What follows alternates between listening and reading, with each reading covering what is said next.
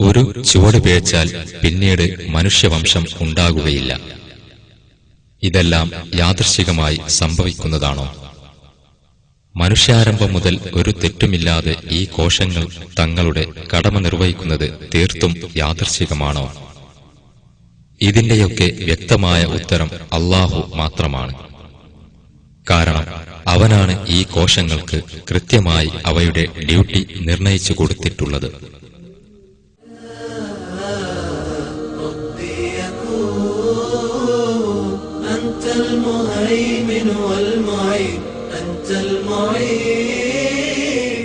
لولاك ما كانت ولا أرزقها أبدا تكون أوجدتها وكفلتها فالكل يا ربي يكون أنت المهيمن والمعين أنت المعين إن الخلائق كلها بعظيم جودك هذا نزلهم يوم الدين نحن خلقناكم فلولا تصدقون أفرأيتم ما تمنون أنتم تخلقونه أم نحن الخالقون നാമാണ് നിങ്ങളെ സൃഷ്ടിച്ചിരിക്കുന്നത് എന്നിരിക്കെ നിങ്ങളെന്താണ് എന്റെ സന്ദേശങ്ങളെ സത്യമായി അംഗീകരിക്കാത്തത്?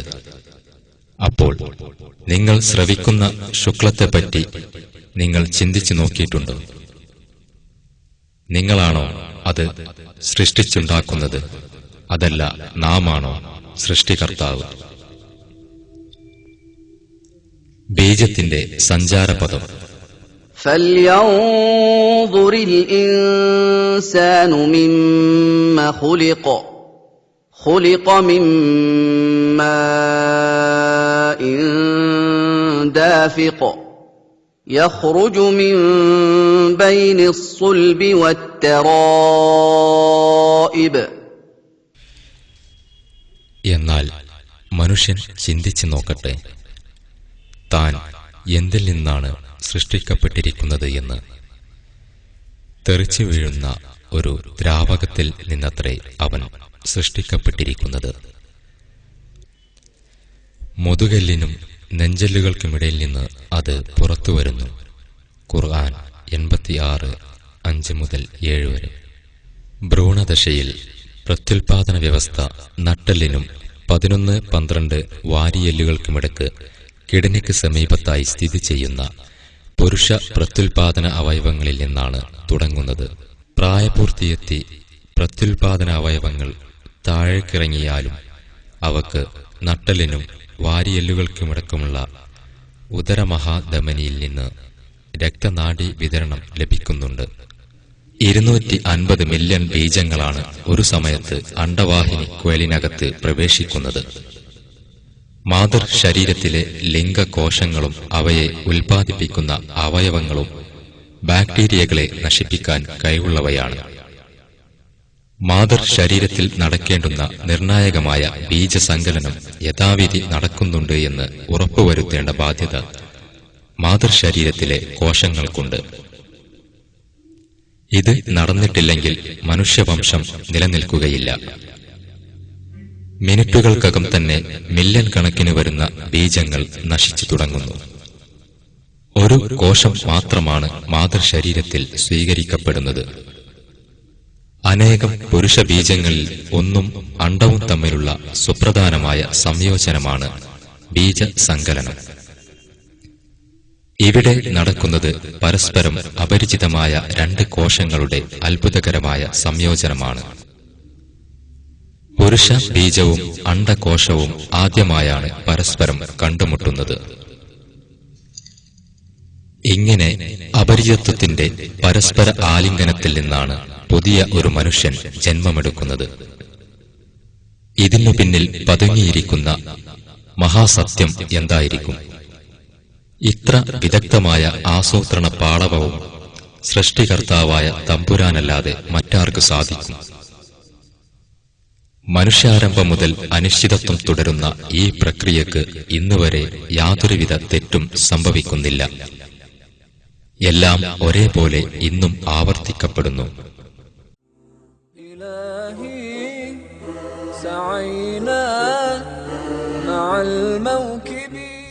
മഹത്തായ സംയോജനം.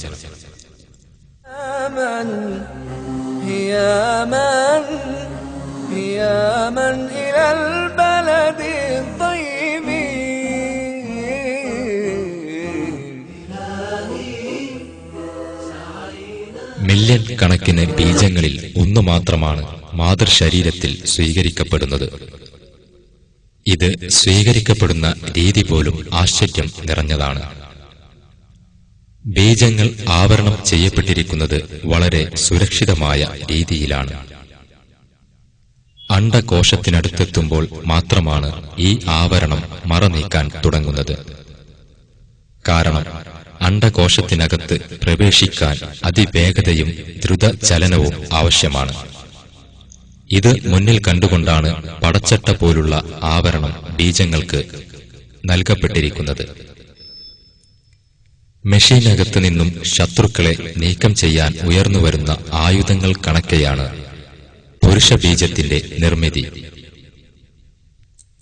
ഈ ആയുധം പോലെ പുരുഷബീജം സമർത്ഥമായി അകത്ത് കടക്കുകയും അകത്ത് പ്രവേശിച്ച ഉടൻ തന്നെ ആവരണങ്ങൾ ഉപേക്ഷിച്ചുകൊണ്ട് പുരുഷകോശങ്ങളെ ഉള്ളിൽ ലയിപ്പിക്കുകയും ചെയ്യുന്നു.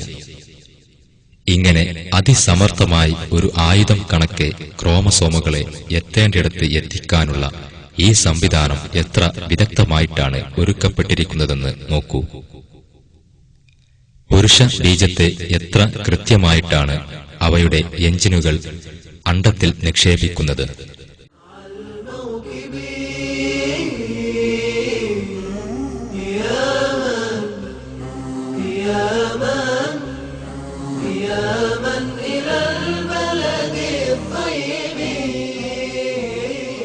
ബീജത്തിന്റെ ചുവന്ന ആവരണമാണ് അതിനെ സുരക്ഷിതമായി സംയോജന സ്ഥലം വരെ എത്തിക്കുന്നത്. ബീജങ്ങൾ അണ്ഡകോശത്തിനകത്ത് പ്രവേശിക്കുന്നതോടുകൂടി അണ്ഡകോശം മറ്റൊരു രൂപത്തിലേക്ക് മാറ്റം ചെയ്യപ്പെടുന്നു. കൃത്യമായ രംഗസജ്ജീകരണമാണ് ഇവിടെ നടക്കുന്നത്.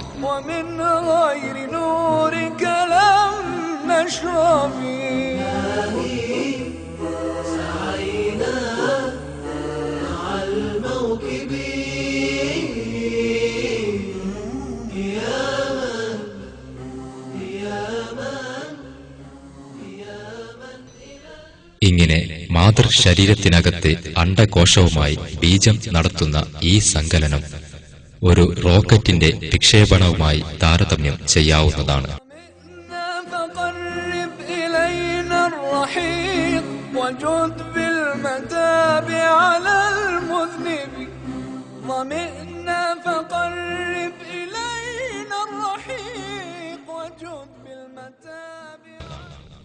പക്ഷേ ദുർഘടകമായ സഞ്ചാരപാതകൾ പിന്നിട്ട് അണ്ഡങ്ങളെ കണ്ടുമുട്ടേണ്ടതുണ്ട് എന്ന് പുരുഷബീജങ്ങളെ പരിചയപ്പെടുത്തിയത് ആരാണ്?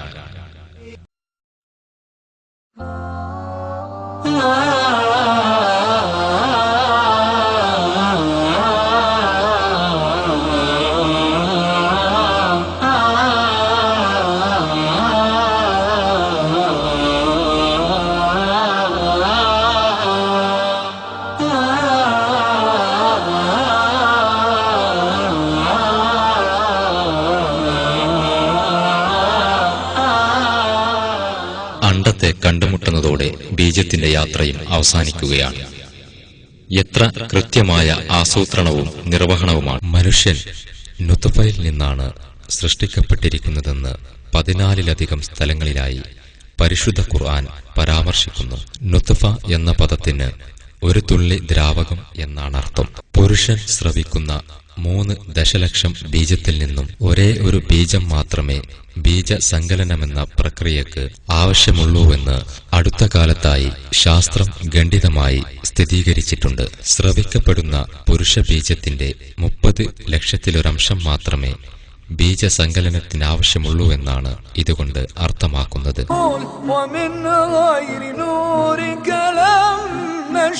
ലക്ഷോപലക്ഷം വരുന്ന ബീജങ്ങളിൽ നിന്നും ബീജസങ്കലനം നടക്കുന്ന ഒരു ബീജത്തെയാണ് സുലാല എന്ന പദം കൊണ്ട് ഖുർആൻ വിവക്ഷിക്കുന്നത്. ഭ്രൂണാവസ്ഥ. സ്ത്രീ ഘടകമായ എക്സ് ക്രോമസോം അടങ്ങിയിരിക്കുന്ന ബീജമാണ് അണ്ഡവുമായി സങ്കലിക്കുന്നതെങ്കിൽ പെൺകുട്ടിയും, പുരുഷ പാരമ്പര്യ ഘടകമായ വൈ ക്രോമസോമാണ് അണ്ഡവുമായി സങ്കലിക്കുന്നതെങ്കിൽ ആൺകുട്ടിയുമായിരിക്കും.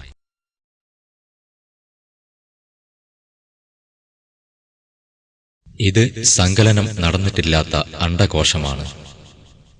ഓരോ മനുഷ്യനും അടിസ്ഥാനപരമായ ഈ ഘട്ടം കഴിഞ്ഞതിനു ശേഷമാണ് രൂപത്തിൽ എത്തിയത്.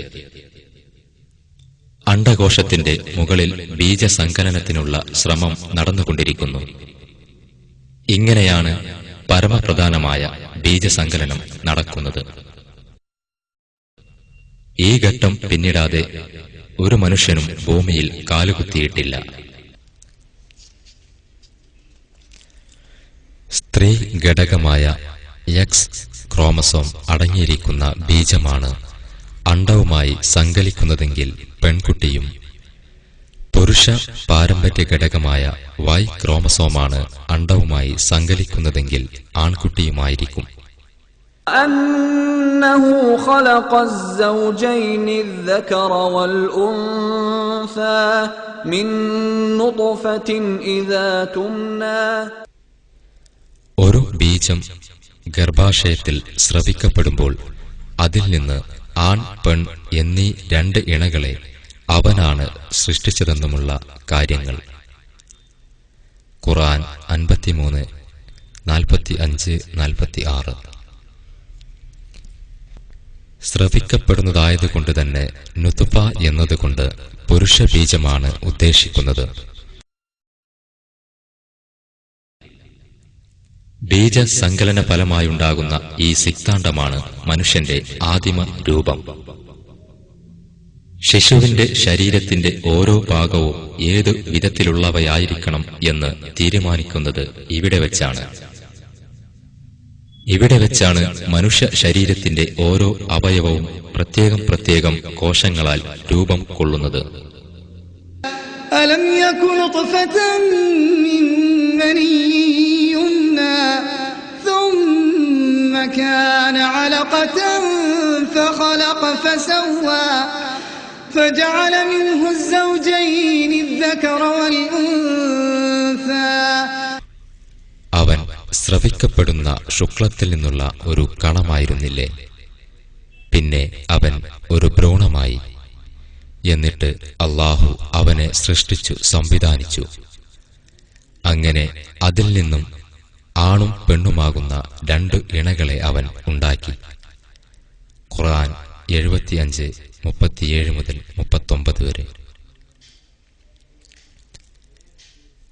പുരുഷൻ സ്രവിക്കുന്ന ബീജമാണ് ഗർഭസ്ഥ ശിശുവിന്റെ ലിംഗഭേദത്തിനുത്തരവാദിയെന്ന് ഖുർആൻ ഊന്നി പറയുന്നു.